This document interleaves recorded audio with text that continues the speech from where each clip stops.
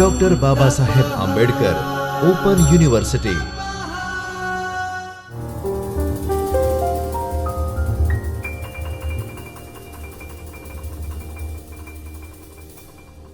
Hello, my dear students. Indian writing in English. The three words actually can have reams and reams of paper written about it and written in it. Today, we are going to look at one part of Indian writing in English, which is poetry.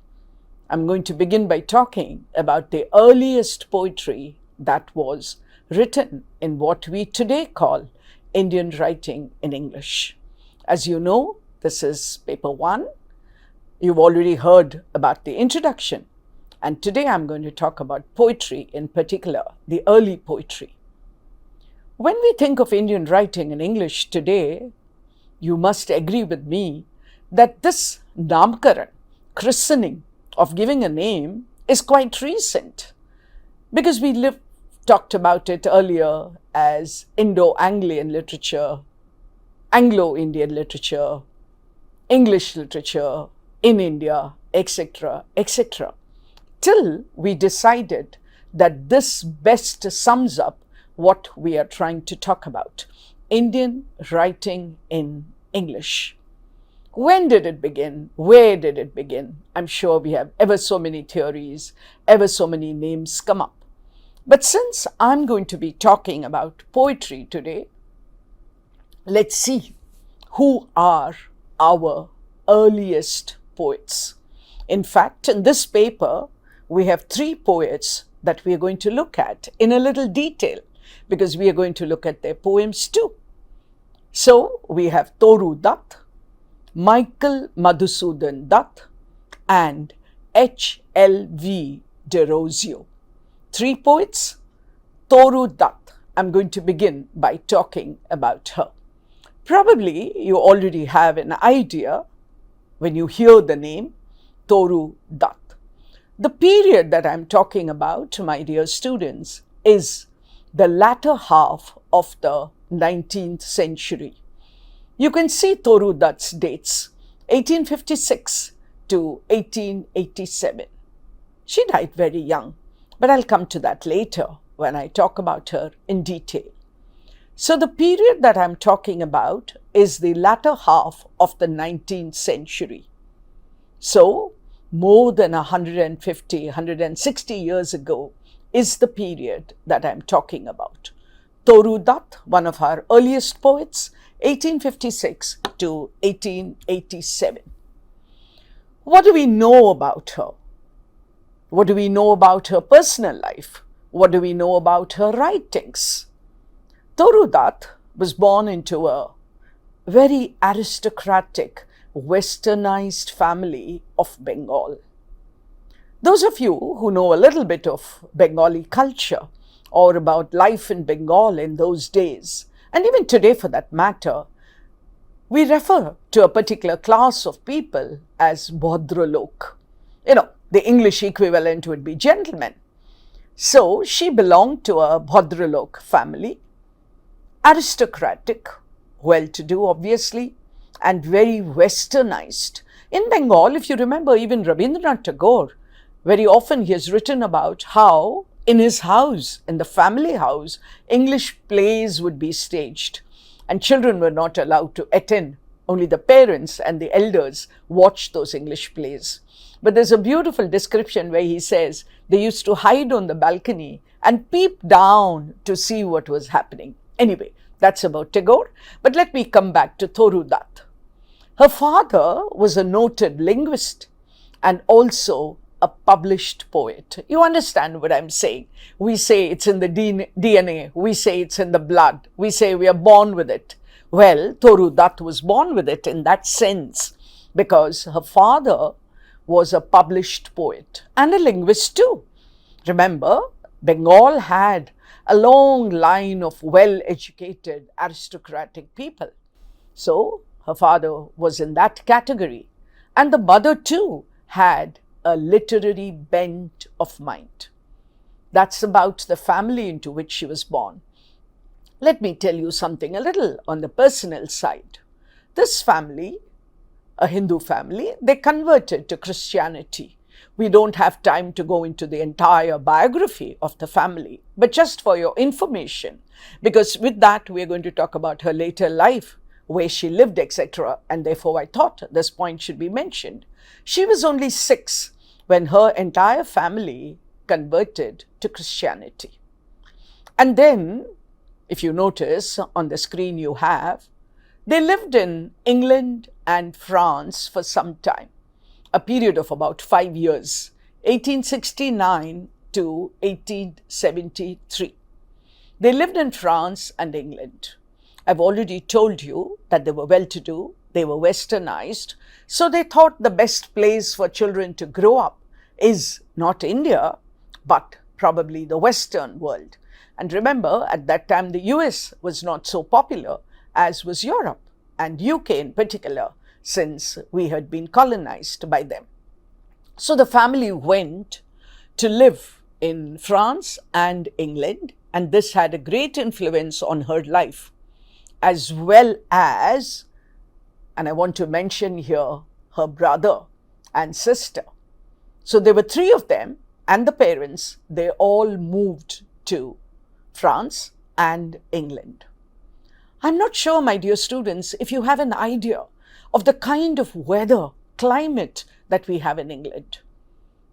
Most Indians, even if you remember the great mathematician, the climate did not suit him, remember? So it's a kind of wet weather. It rains at any time, and then it gets cold also. So many Indians who went to England were not prepared for that completely different kind of weather. And that is why they contracted what in those days was a fatal disease. Not anymore, because today it's very much curable.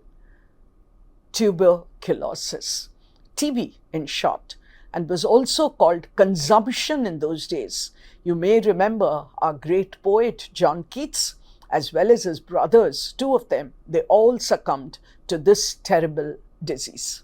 So, you have these 3 kids, Toru Dutt and her brother and sister. They lived there, the weather didn't suit them, and they came back to live in India.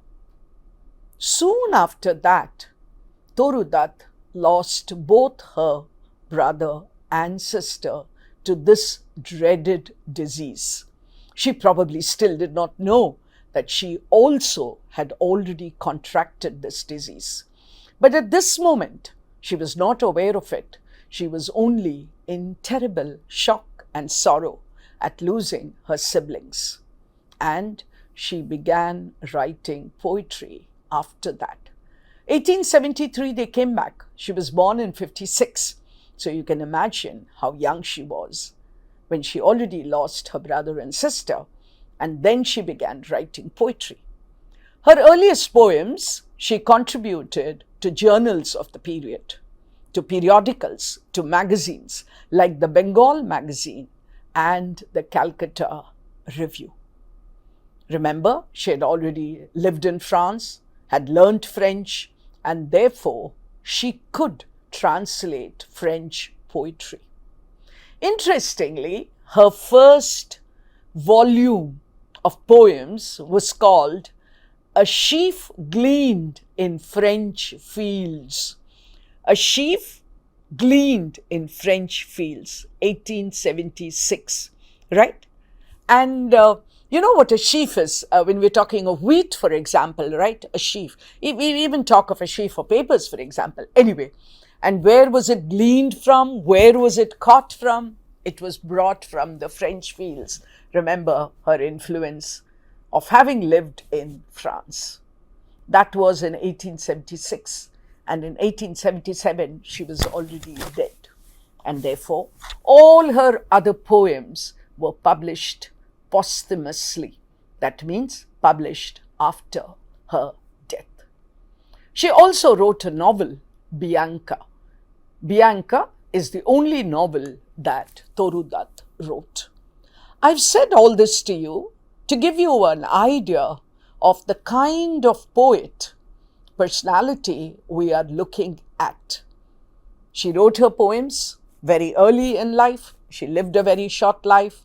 And today, in our course, we have two poems to look at.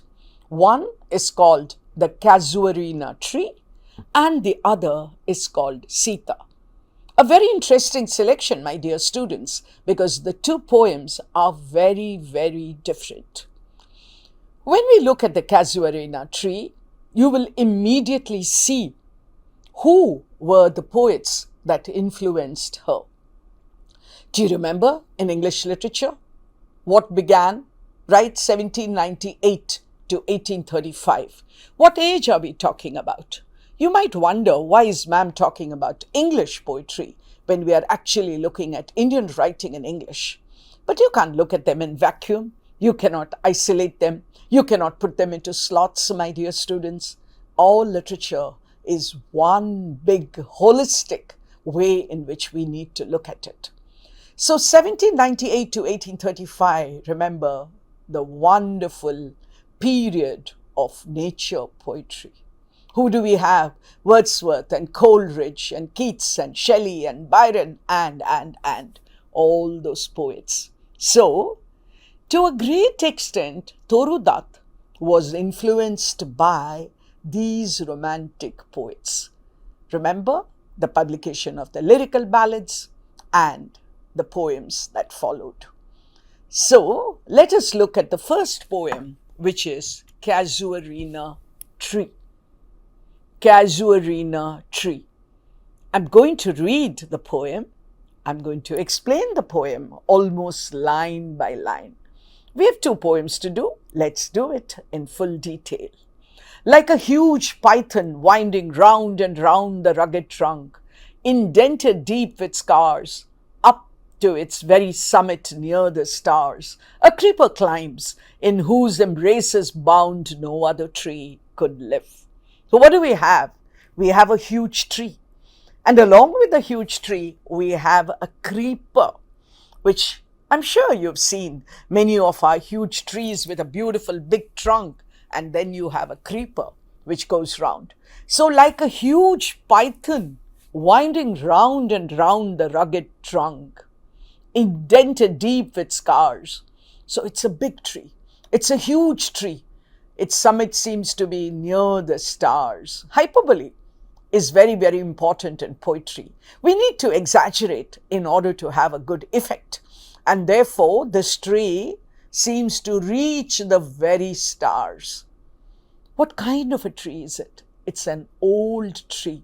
Remember, when you see the trunk, and I'm sure as little kids, you've been told that we can count, the bark can tell us how old the tree is. You know, you must have done these science experiments. So here, the trunk is indented deep with scars, up to its very summit. So how tall the tree is. And a creeper climbs. The creeper seems to embrace the trunk of the tree. But here the poet is telling us something about how strong the tree is. Any other tree would have collapsed. It would not have the ability to withstand the embrace of the creeper. And what type of embrace? Like a huge python. So it's not a thin, weak creeper that she's talking about. The creeper is also a strong, big, wide, broad, any number of words, synonyms that you can think of to describe the creeper. What about the tree? But gallantly the giant wears the scarf, and flowers are hung in crimson clusters, all the boughs among. So it's a flowering tree. India, you know, has such a variety of trees, flowering trees. I'm thinking of the cassia, or I'm thinking of the gulmohar, right? It's called the flaming forest, for example, which gives that beautiful. We also have bushes like the bougainvillea, maybe. We've got creepers like the madhumalti, and I could go on and on. This is not a botany class, but I can't help talking about the beauty of the flowers, the trees, the bushes, the creepers that we can see in most parts of India. So, gallantly the giant wears the scarf, and flowers are hung in crimson clusters, all the boughs among. So that's a description of the tree and the flowers and the leaves and the branches. But what do you see on the tree? Whereon all day are gathered bird and bee. So naturally, if there are flowers, there are going to be bees, there are going to be butterflies. If there are branches, there are going to be birds. That's during the day. And oft at nights the garden overflows with one sweet song that seems to have no close. If you've heard birds trilling, birds chirping, birds screeching, there's so many different words to describe the sound of the bird. But there are birds which we hear at night. Maybe it's the hooting owl. And oft at nights the garden overflows with one sweet song that seems to have no close. It goes on and on. So many poets have talked about it. I'm thinking of the Nightingale of Keats, which goes on. I'm thinking of the Cuckoo and ever so many poems. I'm thinking of the Skylark, remember, of Shelley. So, oft at nights the garden overflows with one sweet song that seems to have no close, sung darkling from our tree. It's dark. You cannot see the bird, maybe, almost not see the bird. And what are we doing? What are men doing? What are human beings doing? We are all resting. But it seems as if nature does not rest. I hope that verse is clear because I'm going on. It's quite a long poem. When first my casement is wide open thrown at dawn, my eyes delighted on it rest. Sometimes, and most in winter, on its crest a grey baboon sits statue-like alone, watching the sunrise. While on lower boughs his puny offspring leap about and play, and far and near kokillas hail the day, and to their pastures wend our sleepy cows, and in the shadow, on the broad tank cast by that hoar tree, so beautiful and vast, the water lilies spring like snow enmasked. What a beautiful description. Just one tree? No, along with the tree, there's so much of nature. My dear students, I want you to notice how there is so much of romantic poetry here. Romantic was spelt with a capital R. I'm talking of the 1798 to 1835 English poetry, right? So now we've already heard the bird at night, but now it's morning. She opens the window, the curtains. When first my casement is wide open thrown at dawn, my eyes delighted on it rest. I want you to think for a moment when you get up in the morning and you look out of your window or your balcony or your door or wherever you look out, what is it that first catches your attention? What do your eyes light on? It could be different things. Maybe I have one little pot which has a rose flower maybe, or a jasmine or whatever. I live in an area where I've got the parijat tree, that little white flower with an orange stalk, beautiful flower, but lives very short-lived. Those, they fall down in the morning and it's like a carpet. That's what my eyes light on. So, Toru Dutt tells us, when I open my window early in the morning, at dawn, remember, early morning, my eyes delighted on it rest. Sometimes, and mostly in winter, she says, on its crest a grey baboon sits statue-like alone, watching the sunrise. A monkey, a baboon, is a kind of a monkey. I'm sure you know the langur in some parts of the country, the rhesus monkey in some part. So it sits there. And what does it seem to be doing? Look at the personification here. Do you really know what the monkey is looking at? But she imagines, because it's looking like that probably in the eastern direction, it watches the sunrise. Is it alone? No, it has its entire family with it. While on lower boughs, his puny offspring leap about and play. Have you seen baby monkeys? I think all animals are so cute when they are small. A pup or a kitten or a bird or whatever. Birds are not very beautiful, till they grow their feathers. But the baby monkey is very naughty. His puny offspring leap about and play. Of course, monkeys can't sit in one place, so they are jumping. And when I watch monkeys jump, I always wonder, how do they know the distance? Have they taken a tape and measured whether I can jump so much? But they jump all the time. Obviously, it's a natural ability that they have. And far and near, kokilas hail the day, and to their pastures wend our sleepy cows. So we've looked at the tree, the top of the tree, we have come to the lower branches, then we've heard the kokila, the cuckoo, the koel, and come down further, and then on land, on the ground, the sleepy cows are going. Anyone, I think if you lived in any part of India, even in a city like where I live, early morning, the cow takes the cows to the pastures. They are still sleepy.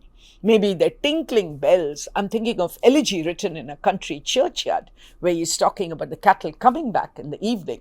But here it's morning. So the cows are going. And then we come further down in the shadow of the tree. Remember, it's a huge tree. On the broad tank cast by that hoar tree. Hoar is old, ancient, so beautiful and vast. The water lilies spring like snow enmasked. Come on, my dear students, shut your eyes for a moment and see in your mental eye, the eye of imagination, right? Almost wingless we can fly. Where? To Toru Dutt's Casuarina tree. The huge tree, the creeper like a python, but yet beautiful. Early in the morning, what did we see in the evening? And now early in the morning, what do we see? Till we come down. We've reached the ground, but we are going further down because there is a pond, a tank. Putur it's called, I think, in Bengali. And when you go into Calcutta from outside, from the rural landscape, there are ever so many ponds filled with lotuses and lilies. So that's what she's imagining. Remember, she lived in Bengal. So when you come down, what do you see? The water lilies, right? I said lotus. Lotus can be pink, but this is water lilies, so they're all white in color. So what does it look like? As if somebody has collected snow. Pure beauty of nature for 2 full verses.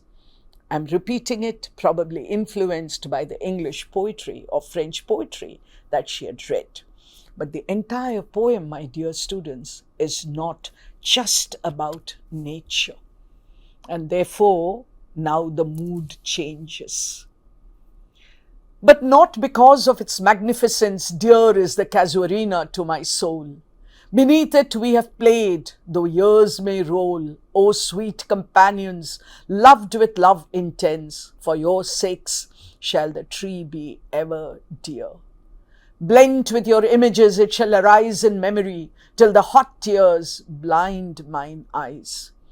What is that dirge-like murmur that I hear, like the sea breaking on a shingle beach? It is the tree's lament, and eerie speech that haply to the unknown land may reach. The mood has changed, my dear friends, from that beautiful description of nature. She talks about why the Casuarina tree is so important to her, is so dear to her.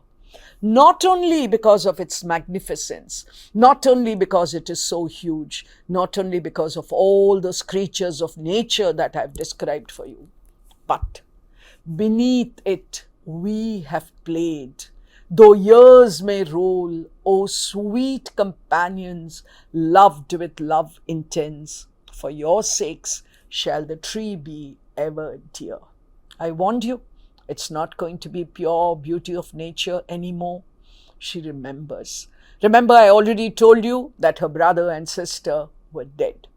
And so she says, beneath this tree, even after many years, I will still remember, O sweet companions, my dear brother and sister, I loved you, loved with love intense. It is for your sake that the tree shall ever be dear. It will be loved for me because we have shared memories under this. We have played. The tense is very important, my dear students, telling us not we play or we are playing. It's over. If you want to look at the tense, it is present perfect, but it's over, not anymore. We have played under this tree. Blent with your images, it shall arise in memory till the hot tears blind mine eyes. Your images, she's talking to the Casuarina tree. She says, whenever I think of you, I'll not think only of the tree. I not only think of the baboon or the birds or the water lilies or the sound of the kokila. I will also remember in memory who I played with here, what memories I have of those who are no more, till the hot tears blind mine eyes. Again, there's one more personification. What is that dirge-like murmur that I hear, like the sea breaking on a shingle beach? Suddenly, there seems to be the music. What music? Not a bhajan, not a hymn, not a carol, but a dirge. Remember, a dirge is a song of sorrow. Suddenly, I hear it. What is it that I hear? What does it remind me of? Like the sea breaking on a shingle beach. She's probably, Calcutta is not exactly on the coast, but she probably remembers that. What does she see? Remembers the beaches, remember. France and England that I've already talked to you about. She remembers that, and it seems as if they are talking to her, or they will probably take her voice that haply to the unknown land may reach. Haply, my dear students, is not happily. Haply really means probably to the unknown land may reach, the land from which no one returns, right? So the tree to me is dear. After 2 full verses of the beauty of nature, of the tree, and all that lives on it and around it, she comes to the reason why the Casuarina tree is important to her. I want you to notice the use of personification, which comes across so well. Similes and metaphors too.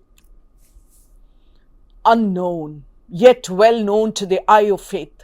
Ah, I've heard that wail far, far away in distant lands by many a sheltered bay, when slumbered in his cave the water wraith and the waves gently kiss the classic shore of France or Italy beneath the moon.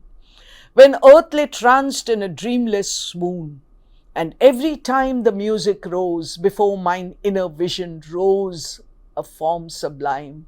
Thy form, O tree, as in my happy prime I saw thee, in my own loved native clime. I also want you to learn to understand how to read a poem. A poem should be read with pauses only at the punctuation marks. And therefore, if you look at the second line, my dear students, that wail far, far away in distant lands. You don't stop after away because the line ends there. Far away in distant lands by many a sheltered bay. Again, water wraith and the waves gently, the classic shore of France or Italy. Before mine inner vision, etc., etc. As in my happy prime I saw thee. I'm just reading the endings of the lines and connecting it to the next line to show you how poetry should be actually read. And do read poetry aloud. There's so much of beauty on it. Okay, I'm spending a lot of time explaining because I want you to understand. And this is the first poem that I'm doing in this paper for you. So I thought maybe I should spend more time making it very, very clear to you. So what is she saying? Here I am looking at the Casuarina tree and I'm describing it when I open my window in the morning, the curtains in the morning. But haven't you had this feeling? Haven't you had this experience, my dear students, of being away from some place and still being able to capture that? You know, it could be a sight, it could be a sound, it could be a taste, it could be a feeling of touch, any of the 5 senses, you could have that. So she says very often, I have this feeling, I'm able to see this even when I'm away from it. So maybe I was in France or maybe I was in Italy. Maybe there was the sound of the sea, and the sound of the sea reminded me of the tree. The sound of the waves in that country so far away from my country brought back memories. As I, in my happy prime, I saw thee in my own loved native clime, my own country. There is always this feeling when we go to another place, maybe we love it, maybe we enjoy it, but there is that desire to come back, right? They say home is where the heart lives. So you want to come back to your own country. And therefore, even though she's in France or Italy, the image that comes back to her is of the Casuarina tree as she had seen it in her own country. So we could be in a distant land, but the image comes of your own country. Therefore, having said all that, having described the beauty of nature there, having talked about the tree in detail, having talked about what it means to me, I now want to write a poem. Therefore I fain would consecrate a lay upon thy honor, unto thy honor tree, beloved of those who now in blessed sleep for aye repose.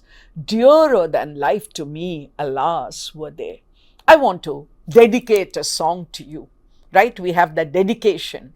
Consecrate a lay. A lay is a song to your honor, my dear tree. Why? Because you're beloved not only of me, but of those who now in blessed sleep for aye repose. They rest. We imagine that life there must be restful, must be peaceful. They were dearer to me, alas, more than my own life. I loved them. Mayst thou be numbered when my days are done with deathless trees, right? Trees, remember we say that life is short, art is long. We say that, he sang to the nightingale, Keats said, you will live on forever, singing in other shores, in other climes, to others than this year, etc. So here she talks about, you would probably be like the other trees, deathless trees, trees which have no death, like place in Borrowdale. So she's thinking of a place in England, under whose awful branches lingered pale, fear, trembling, hope and death, the skeleton, and time, the shadow. I want you to understand that the word awful, as Toru Dutt uses it in this poem, is a very, very old meaning of the word awful. I'm surprised and sometimes even saddened by how we use the word awful for anything. What is awful? Oh, your sari is awful, or the movie was awful, or this pizza is awful, this company, this tea, this anything. But the word awful originally meant whatever fills you with awe. Awe is a kind of fear at the magnificence. So if I look at Mount Everest, maybe I would say it was an awful, something like a breathtaking sight. So she says, under these branches, whether the branch of the Casuarina tree or those other deathless trees that I saw in Borrowdale, what was there? Fear, trembling hope, and death the skeleton, and time the shadow. Time and tide wait for no man, it is said, right? Time is fleeting, it is said. So she says, it seems as if under the tree, this tree or other trees, there is always lurking death, because time stops for no man. And of course, sadly, she lost her brother and sister at a very young age. And though weak the verse that would thy beauty feign, oh, fain rehearse. I'm only trying. I don't think I can sing a song to you, Toru Dutt says to this magnificent Casuarina tree. I don't think I can. But I'm rehearsing. I'm trying. May love defend thee from oblivion's curse. Many a poet has told us, I might die, but my poetry will live after me. So she says, you will not be forgotten. You, the lay that I am consecrating to you. So my song will live on forever and ever.